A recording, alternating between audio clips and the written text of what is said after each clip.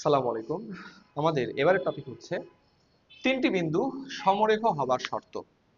তিনটা বিন্দু সমরেখ হবে কিনা আমরা সেটা দেখবো। দেখো, সমরেখ মানে তো বুঝতে পারছো, তিনটা বিন্দু সমরেখ মানে একই রেখার উপর অবস্থিত।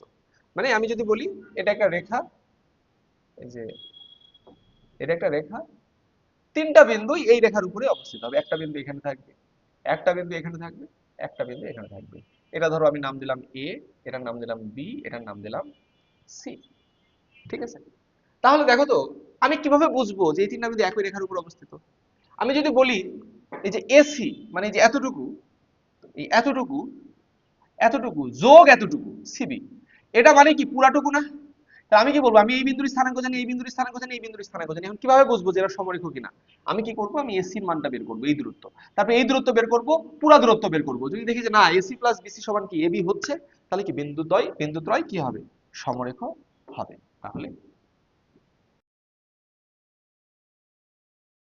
খেয়াল করো, তাহলে কি বললাম, এ বি সি বিন্দুত্রয় সমরেখ হলে AC plus CB equal to কি হচ্ছে, এবি। তবে খেয়াল করো, এখানে একটা বিষয় আছে, এখানে সিটা কোথায় আছে, মাঝখানে আছে। তাহলে সি মাঝখানে থাকলে তবেই কিন্তু এটা হবে, আর সি মাঝখানে না থাকলে কি হবে সেটা আমি বলছি।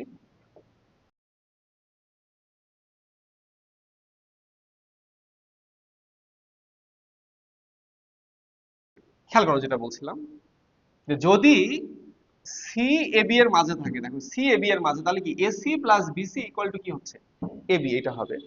কিন্তু যদি বি মাঝে থাকে তখন কি AB plus BC equal to কি এসি। এই যে AB plus BC equal to AC যদি বি মাঝে থাকে। আর যদি এ মাঝে থাকে তাহলে কি হবে, AB plus AC equal to কি বিসি। তাহলে AB plus AC equal to BC যদি এ বিসি এর মাঝে থাকে। ওকে, আশা করছি বুঝছো। তাহলে খেয়াল করো, আমি প্রথমে একটা প্রশ্নের অ্যান্সার করি। বলছে দূরত্বের সূত্র ব্যবহার করি। আচ্ছা, তার আগে আমি বলি এই ম্যাথগুলা সমরেখ কি না, এই ম্যাথগুলো আমরা পরীক্ষায় আসলে এখন যে নিয়মটা দেখছি এই নিয়মে করব না। এই দূরত্বের সূত্র এটা একটু কঠিন, ক্যালকুলেশন বড় হয়, মাঝে মধ্যে ভুল যাওয়ার সুযোগ থাকে। তুমি যদি ঠিকভাবে ধরতে না পারো কে মাঝে এবং ঠিকঠাক লিখতে না পারো, তাহলে কিন্তু তোমার উত্তর ভুল যাবে। তো এই জন্য আরো দুইটা নিয়ম আছে, সেটা হচ্ছে ঢাল ব্যবহার করে এবং ক্ষেত্রফলের সূত্র ব্যবহার করে। এগুলো আমরা পরে পড়বো, যখন ক্ষেত্রফল পড়বো, যখন ঢাল পড়বো তখন ওগুলো আমরা পড়বো। আপাতত দূরত্ব যেহেতু বললাম, তাই দূরত্বের সূত্রটা করছি, দেখাচ্ছি আমি।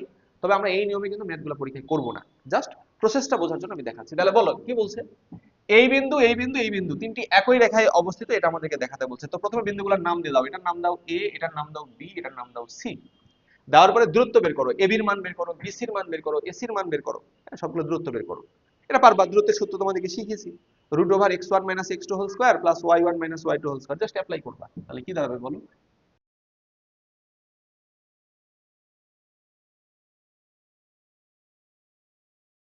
খেয়াল করো, আমরা কি করলাম, আমরা এবির মান বের করেছি, বিসির মান বের করেছি, এসির মান বের করেছি, দূরত্বগুলা পেয়ে গেছি। এখন দেখো তো, আমি যদি এই যে এবি প্লাস বিসি করি, এই যে এইটা যোগ এইটা করি, তাহলে কি এটা আসে না? তাহলে অতএব AB plus BC equal to 4√2 plus 6√2 equal to 10√2 equal to কত বলো, এসি। তাহলে খেয়াল করো আমরা কি পাচ্ছি, আমরা এই যে AB plus BC equal to কত পেয়েছি, এসি। আর এটা পেলে আমরা কি বলতে পারবো, এ বি সি বিন্দু ত্রয় সমরেখ, যেখানে বি এসি এর কোথায়, মাঝে কোনো এক জায়গায় অবস্থিত। তাহলে অতএব কি বললাম, এ বি সি বিন্দু ত্রয় কি হবে, সমরেখ হবে। ঠিক আছে, আশা করছি সবাই এটা বুঝতে পেরেছো।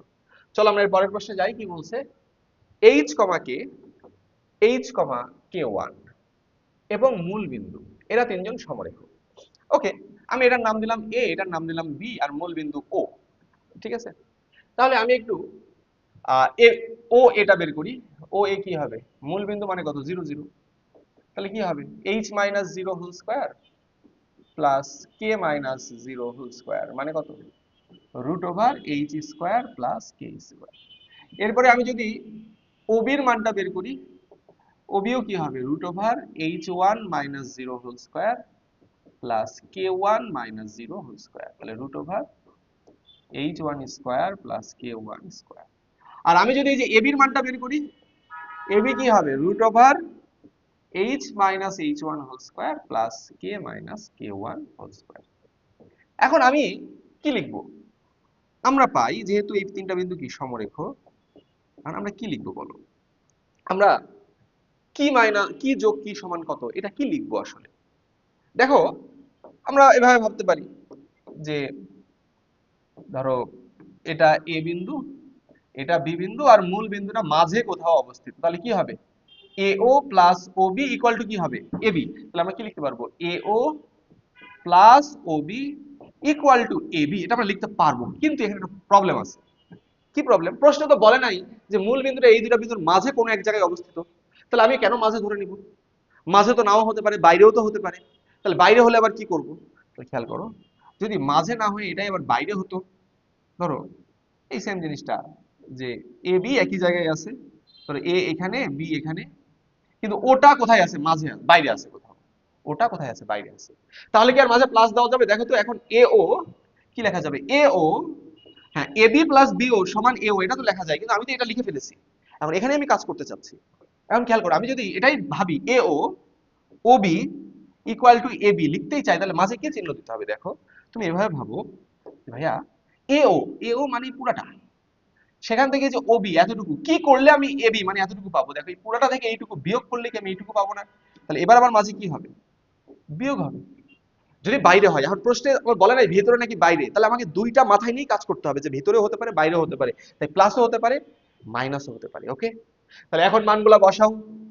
এ ওর মান কত, root over H square plus K square plus minus root over ওবির মান কত, H one square plus K one square equal to এবির মান কত, root over H minus H one whole square plus K minus K one whole square. এবারে কি করবা, এই যে রুট আছে, রুটের ঝামেলাটা উঠানোর জন্য দুই পাশে বর্গ করে যাও, বর্গ করে দিলে কি এই পাশে রুটটা উঠে যাবে, এই পাশে এ প্লাস বি হোল স্কোয়ারের সূত্র পড়বে। তাহলে চলো,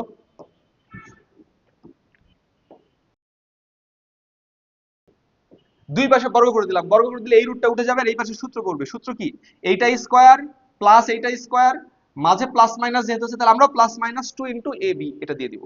তাহলে কি হবে বলো, এ স্কোয়ার, এইটা স্কোয়ার করলে রুটটা উঠে গেল, H square plus K square, তারপরে প্লাস মাইনাস এ স্কোয়ার প্লাস 2ab, বা মাইনাস থাকলে মাইনাস 2b, তাই আমরা প্লাস মাইনাস দিলাম 2 ইনটু এই যে এইটা root over H square plus K square into এইটা। তাহলে আমি একটা রুটের ভেতরে দুজনকেই নিয়ে নিলাম, H one square plus K one square, তারপর প্লাস কি হবে, এইটা স্কোয়ার, স্কোয়ার করলে রুটটা উঠে যাবে, তাহলে H one square plus K one square equal to এই পাশে রুট উঠে গেলে কি হবে, H minus H one square, সূত্র ফেলো, যে H square minus two H H one plus H one square plus K square minus two K কে one plus K one square. তাহলে বাহ, এখন দেখো এইটাকে ওই পাশে পাঠাই, বাকি সবগুলোকে এই পাশে পাঠাই, তাহলে কি হবে, H square plus K square plus এখানে কি ছিল, H one square plus K one square. এরপরে এগুলো এই পাশে আসলে চিহ্ন সব পাল্টে যাবে, minus H square plus two H H one minus H one square minus K square মাইনাসে মাইনাসে প্লাস টু কে কে one minus K one square. আর এটা যদি ওই পাশে যাই, প্লাস মাইনাস ছিল, ওই পাশে যায় মাইনাস প্লাস হবে, মাইনাস প্লাস প্লাস মাইনাস একই কথা। তাহলে কি হবে, plus minus two root over H square plus K square into H one square plus K one square. তাহলে খেয়াল করো, বাহ, এখন আমি এখানে দেখতে পাচ্ছি এই যে এইচ স্কোয়ার কাটে, কে স্কোয়ার ফাটে, এইচ ওয়ান স্কোয়ার এরাও কাটে, কে ওয়ান স্কোয়ার এরাও বসে থাকতে পারলো না, একটা প্লাস একটা মাইনাস এরাও কেটে গেল। তাহলে কি থাকবে, আছে এখানে টু কে কে ওয়ান ছিল, তাহলে টু যদি আমি কমন নিই, H one plus k K one equal to plus minus two root over, এদেরকে যদি আমি যোগ বিয়োগ করে দিই তাহলে কত হবে, H square H one square plus H square K one square plus K square H one square plus K square K one square. এখন বলো এই টু আর টু ও কাটবে। এখন যদি আবার আমি উভয় পাশে বর্গ করি, বর্গ করলে কি হবে, এই যে এইটার বর্গ হবে এই পাশে, আর প্লাস মাইনাস এই যে যেটা ছিল তার বর্গ হবে ওই পাশে। তাহলে বলো বর্গ করলে কি হবে, H square H one square plus K square K one square plus two H H one K K one equal to এই পাশে প্লাস মাইনাস, যেহেতু স্কোয়ার প্লাস মাইনাস উঠে যাবে, রুটটা উঠে যাবে, তাহলে জাস্ট কে থাকবে বলো, এই ভেতরের এইটুকু কিন্তু থাকবে। ওকে, তাহলে সেটাকে আমরা লিখে দিলাম। এবারে তোমরা ঠান্ডা মাথায় জাস্ট তাকায় থেকে দেখো যে এই যে H square H one square H square H one square কাটবে, কে স্কোয়ার কে ওয়ান স্কোয়ার আর এই পাশ থেকেও কে স্কোয়ার কে ওয়ান স্কোয়ার কি হবে, কাটবে। তাহলে কি থাকবে খেয়াল করো, যে বা এই যে H square K one square plus K square H one square, এটা এই পাশে আসলে কি হবে, minus two H H one K K one equal to zero. দেখো এটা সূত্রে পড়ে যাচ্ছে, একটু সাজায় লিখি, H K one square minus two H K one K H one, দেখো এটাই কিন্তু থাকছে, প্লাস এই যে এইটা যদি আমরা এই পাশে লিখি কে H one square equal to কত, জিরো। তাহলে এটাকে আমরা কি সূত্র লিখতে পারবো না, যে বা H K one minus K H one whole square equal to zero, square ওই পাশে চলে গেলে কি থাকবে, H K one minus K H one equal to zero. অতএব H K one equal to H one K, এটাই দেখো প্রমাণিত, এটাই প্রমাণে আছে। ওকে, এটাই অ্যান্সার। যারা বুঝো না আরেকবার রিক্যাপ করো, বুঝে যাবা। তো মজার কথা হচ্ছে এই ম্যাথ এইভাবে করো না, এইভাবে করো না পরীক্ষায়। পরীক্ষায় কিভাবে করবা, ওই যে ঢালের সূত্র দিয়ে করবা বা ত্রিভুজের ক্ষেত্রফলের সূত্র দিয়ে, যেটা আমরা দেখবো। এইভাবে করলে দেখো কত বড় হয়েছে, আর ওইভাবে করলে মাত্র এক লাইন বা দুই লাইন লাগবে ম্যাথটা করতে, মাত্র দুই লাইনে ম্যাথ শেষ হয়ে যাবে। তাহলে আমরা প্রসেসটা বোঝার জন্য এইভাবে দেখলাম, কিন্তু আমরা আসলে মেইনলি করবো কিভাবে, ওই যে ঢালের সূত্র দিয়ে পরীক্ষায় করবো। ওকে, আশা করছি সবাই এই পর্যন্ত বুঝতে পেরেছো। ভালো থাকো, সালাম আলাইকুম।